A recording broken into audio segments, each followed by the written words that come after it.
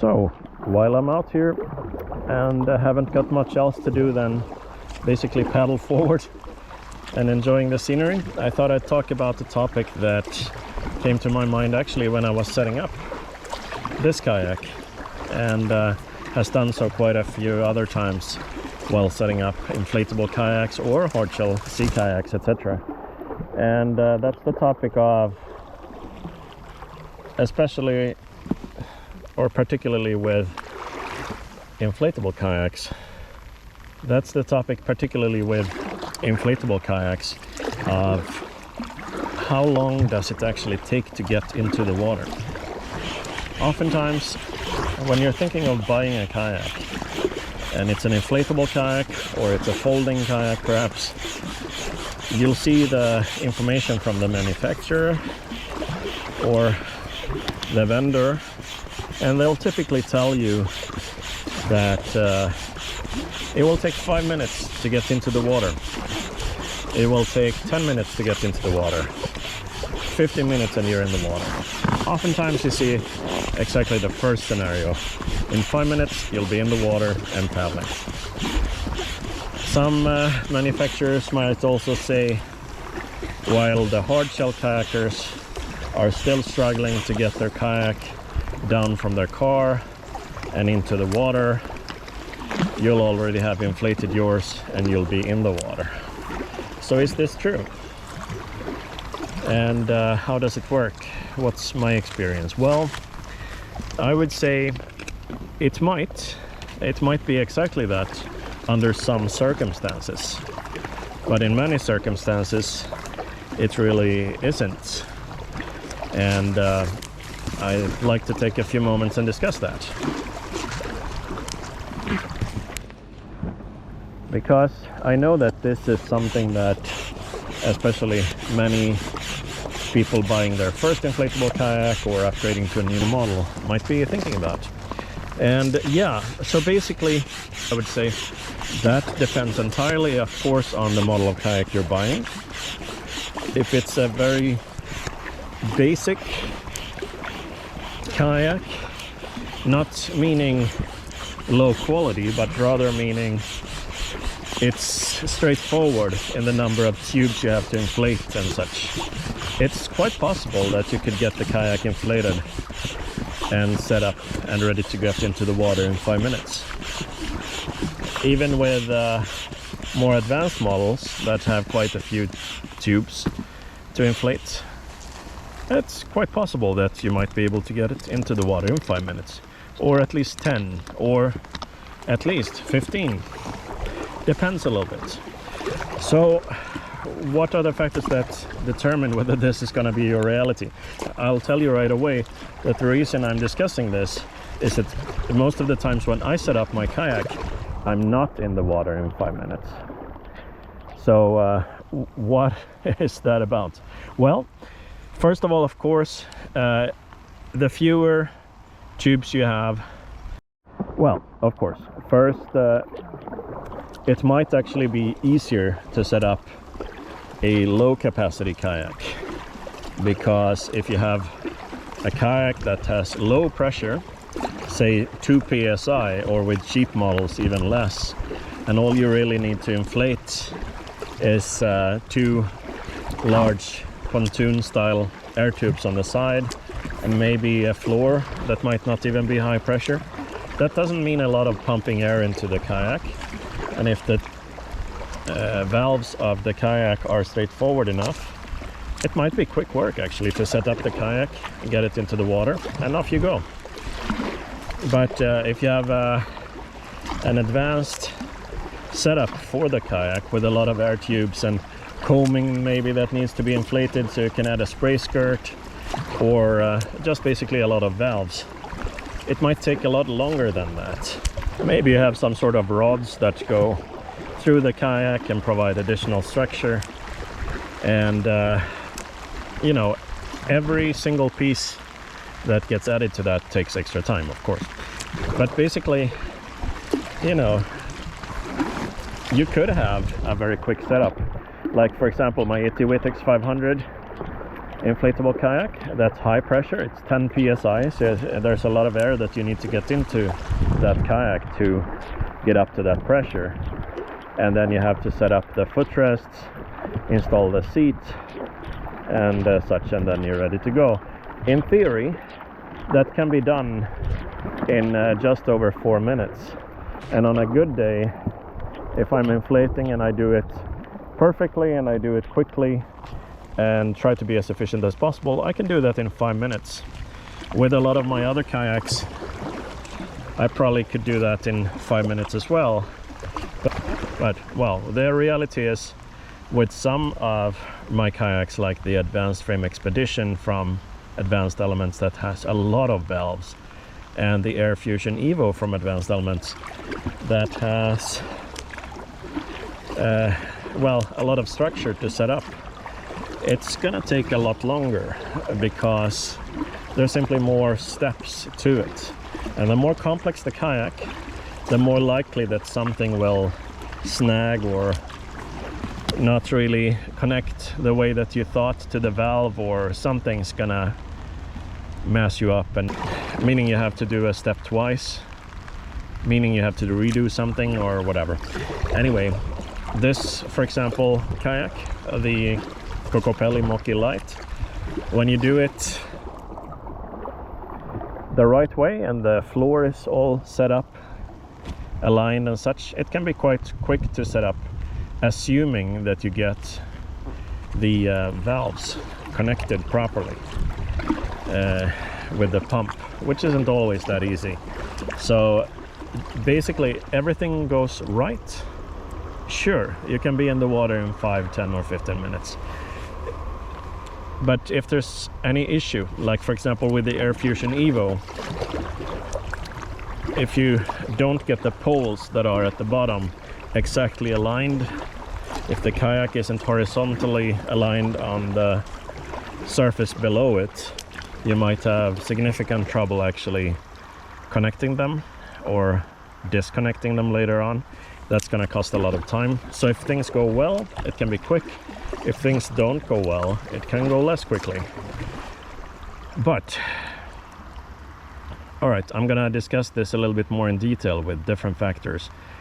And of course, folding kayaks in many cases are much more complex than inflatable kayaks. There are more parts to put together and connect, and it might take you a long time. And some people I know who have folding kayaks that in theory from the supplier basically is advertised as something that you would put together in 15 minutes or 25 minutes or whatever. In reality, it takes so much more than that. It could take up to an hour or 45 minutes or whatever if you're unlucky and something really doesn't want to work. And many of them simply don't really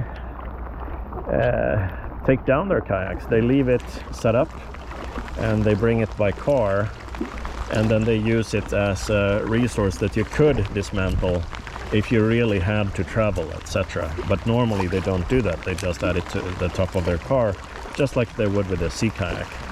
So in that case, there's a clear difference with people who then have admittedly high performance folding kayaks that definitely outperform all of my inflatable kayaks. The disadvantage will be that they'll be less likely, less willing to travel somewhere like I do with public transport or train or whatever, and then set up on site, simply because it's too much hassle. Whereas, you know, things are easier for me with my inflatables, but still there are times where I take a lot of time setting up. And when it comes to sea kayaks or hardshell kayaks, well, sure, someone bringing a sea kayak by car, they'll have to connect it to the roof getting out, and they have to get rid of the straps, etc. when they get to the place where they're gonna paddle, and then they're gonna have to carry it down to the water, which often is heavy and often requires several paddlers depending on how heavy the kayak is. So that's a bit of an issue. And in that case, yeah, an inflatable kayak can really be an advantage, because you can basically just store it in a backpack and bring it in a backpack in the trunk, or on a bus or on a train or whatever, or even hiking. That's going to be an advantage. But in reality, for me, for example, when I travel with people who paddle with hard shells, usually what happens is they'll of course connect their kayak to the top of their roof on the car, and I'll throw my inflatable kayak in the back. And when we get there, maybe before we get there, I help them actually get the kayak onto the roof of the car, and then by the time we get there, I help them carry it to the water, which means now they're ready to paddle after packing gear up and such. But I'm not, because of course I have to still inflate my kayak, and then they are there waiting. So often I'm the last paddler to get into the water, which is a bit unfair, because in that case I've helped them out, and then they have to wait for me, and I'm the late one. Even so, assuming that they are actually getting their kayak to the water by themselves, and I'm packing up and inflating my kayak, usually I'm still gonna be later than them in getting to the water. But it's not all about the inflation or setting up the kayak. It's actually the matter of that there are more steps than just setting up the kayak. It's different to be out on a summer day and you're paddling in a location where all you're gonna do is paddle. Like you're in the city, you can get onto shore anywhere, you'll not be paddling all that long. All you really need is the kayak with an inflatable, a pump, the bag for it, your PFD, a bottle of water, and basically you're all set, right? That's the minimum. But in reality though, the really time-consuming thing is all the stuff that you want to get into the kayak and onto yourself. And it all depends on how ready you want to be for different things that could happen while on the water or while on land somewhere, where you've kayaked too. So for example, I mean, yeah, you don't need a first aid kit with you, right? Unless you get hurt. You don't need spare clothes unless you fall into the water and it's a bit cold. On an extremely hot summer's day, if you fall into the water and get wet, you know, it might not be an issue at all because you'll dry right up. But in worse weather, it's going to be an issue. And in, of course, in really cold water conditions, you might need a wetsuit or a dry suit. And in that case, all of a sudden, you have more gear. And your replacement clothing, your spare clothes, are really important. So what I'm saying is, it's all the stuff that you need to get onto the kayak and get prepared before you go out, if you want to be well prepared for different things that might make you more comfortable on the water or might help you deal with different issues. So again, with the absolute basics, well, no issue. Kayak, pump, PFD, and you're out. 5 minutes with some models, sure. Perfectly realistic. I almost never managed to get in the water in 5 minutes. But that's also because I almost always travel to new spots or go out for a little bit more of a challenge, and that means also I want to be more prepared. Like on this trip, for example, I've been out now. I started paddling yesterday late afternoon, early evening, and then overnighted in a city different from my own in another county. So obviously I needed clothes and stuff for the overnight stay and such, and that somehow needs to be dry in the water in my kayak. So that means I have stuff in dry bags, and I have a small dry bag like you can see here. The large dry bag, the yellow one, typically normally contains clothes and stuff for me. The small one here often contains electronics like extra batteries for my GoPro or whatever that I could keep in my PFD pockets as well. But in this case I want to be a little bit extra sure that it's waterproof because it's so rainy today. But that's that. I have another dry bag with emergency stuff like lighting in case I ended up paddling when it's dark, a first aid kit, which I would say you should always have. I mean, you don't need it until you need it, right? And things like a screwdriver if my paddle starts coming loose, my multi-part paddle, and other stuff that you might need. So that's a couple of dry bags with stuff. And then of course you have water, snacks, stuff like that. In this case I have my paddle leash, as I mentioned. I have my paddle jacket, I have my paddle wet shoes. So what are the steps for me on a trip like today, for example?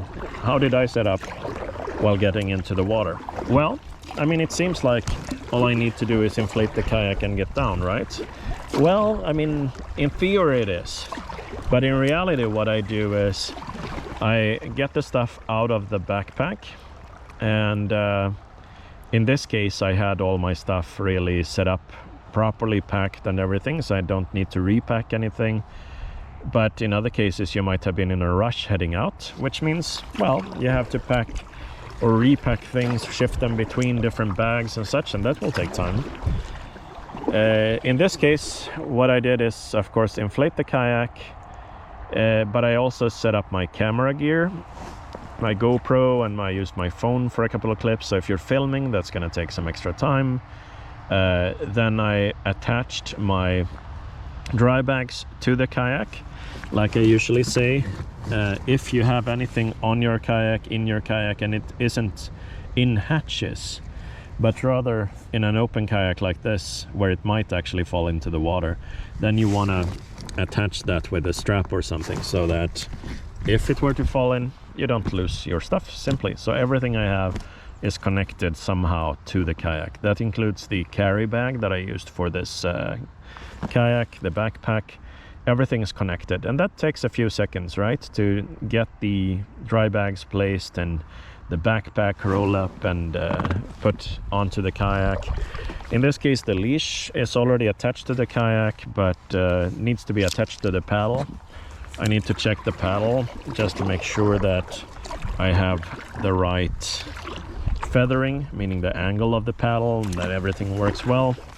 Then I use a kind of strap with a little bit of flotation for my glasses to attach them, so that if somehow I were to drop my glasses into the water, which has happened to both me and many other paddlers, then, you know, they'll stay on. So I don't need that step unless I intend to lose my glasses, and nobody intends to do that. So that's something. And then you know, I put my phone into my waterproof pouch, which is attached to my PFD, and that takes a few seconds just to get it in. And if I need to put anything else into the pockets of my PFD, etc., I do that. I put the water bottles where I can get to them. I put a sponge where I can get to it so that I can dry off my kayak.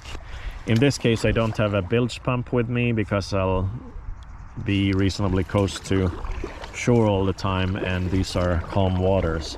But and this is an extremely stable kayak, etc. Worst case I could swim to shore and empty the kayak. But if I were in other conditions, I almost always bring a bilge pump and maybe a paddle float, depending on how stable the kayak is. For any closed kayak I usually bring my paddle float. And you know, those are quick to set up, but take a few seconds just to attach under the bungees or whatever. Maybe you have a deck bag in front. I didn't have one today, but if I did, that needs connection. You see where I'm getting to with this. Everything takes a lot of time, and many times when I'm out paddling with friends and such, it actually is this stuff that takes the longest. I mean, for example, inflating my Yeti X500, unless I have trouble with the valves or something that, you know, you're unlucky when connecting with the pump, you're fidgeting around and somehow it doesn't connect properly, or you forgot to put the valve in out mode and in the proper mode and you lose some air and whatever. You know, normally I can get that set up in 5 minutes or so, and that's pretty standard for each occasion. But I do need to pack the kayak, and the more gear I have with me, the more bags I have, the more of a Tetris it is to kind of stack these up, and the more time it takes. And that's the stuff that really takes time. And it's easier with a sea kayak. I mean, you have to say that because you have hatches. A sea kayak is longer than almost every inflatable kayak. You have more space, and it's gonna be much easier to just pack stuff if you have it ready in dry bags already and just throw it into the hatches and out you go. So in that case, having a sea kayak is a really clear advantage for packing or any, you know, large hard shell kayak like that with a lot of loading capacity, because you don't really have to bother that much. Whereas with an inflatable kayak, you still have to fit all of the bags you have with your gear, the backpack if you brought it, and your pump, and you know, this stuff takes a little bit of time. So I would say, sure, you can be in the water in 5 minutes or 10 minutes or 15 minutes or whatever the promise is, but in reality you should always expect that it will take a lot longer with all the preparations you have to make, depending on the conditions of the trip you're going out towards. A trip like today, it's raining heavily at times, and I'm out in unfamiliar waters, far away from my hometown. Obviously I need more stuff. I need to be prepared for things that could go wrong in a completely different way.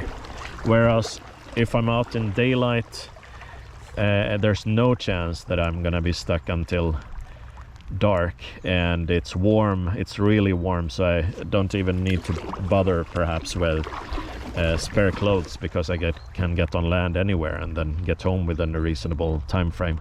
You know, then everything is much easier. In that case, sure, you can connect everything, get your kayak set up, and off you go. But again, the more complex the trip, the longer it's gonna take.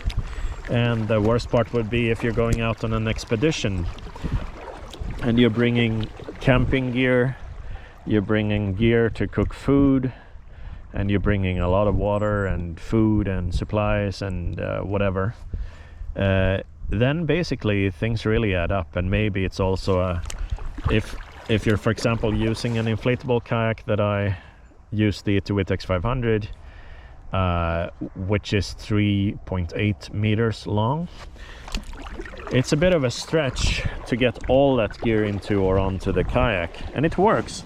I mean, I've done 4 days at most consecutively in the outer archipelago with that kayak, and brought, you know, all the necessary gear and water and supplies and stuff. But it isn't something that's just throw it in there. You have to pack it really well and make sure that you're using space efficiently, and that itself takes a bit of time. So all of this basically again comes down to, sure, it might be that you are able to get your kayak inflated very, very quickly or set up very, very quickly and then be on the water. But in reality, there's probably more stuff you need to look at. So still, you know, when you're going out, you still want to be placing a water bottle. You still want to maybe connect your glasses, secure your glasses with something if you're wearing glasses. you still want to pack up some stuff somehow. And like with this kayak, you're gonna want to get the skeg on the fin underneath the boat, and you know, stuff's gonna take time. So thank you again for watching, and if you have thoughts on this during the video, feel free to jot them down and later add a comment below with your perspective. It would be great to hear what kind of kayak you use and what your experience is, and also in terms of how long it takes, and also what kind of kayak it is, and what kind of paddles you do. So do you bring a lot of equipment along, extra gear, or do you go out with more of the basics? Thank you for watching. If you enjoyed this video, please like and subscribe in order to stay updated on new videos and help others find information on this channel. Happy paddles!